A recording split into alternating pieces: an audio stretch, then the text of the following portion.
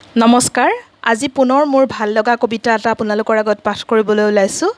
কবিতাৰ শিৰোনামা মৃত্যুৰ সপোন দেখি। কবি বিনীতা বৰা দেৱচৌধুৰী। মৃত্যুৰ সপোন দেখি। মাজে মাজে মন যায় জীৱন যাপন কৰি সময় কটোৱাতকৈ জীৱন হেৰাই যোৱাৰ সপোন দেখিবলৈ।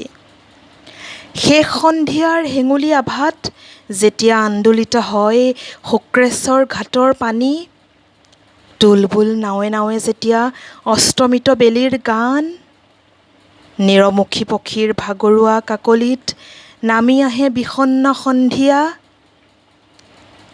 শূন্যতাৰ হাহাকাৰে যেতিয়া বুকুৰ তাৰত তোলে মালকোষৰ কৰুণ ঝংকাৰ, বৰ মন যায় যাপন কৰা জীৱন এৰি নতুন জীৱনৰ সপোন দেখিবলৈ।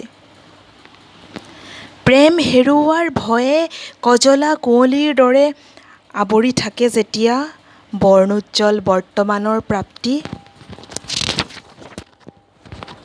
মন যায় যেন সকলো পাহৰি যাওঁ, নিমন্ত্ৰণ দিওঁ মৃত্যুক, যাতে সহিব লগা নহয় প্ৰেম হেৰুওৱাৰ নিঃশব্দ যন্ত্ৰণা।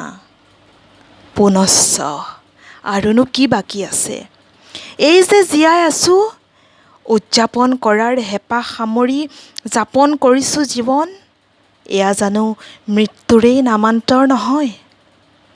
ধন্যবাদ।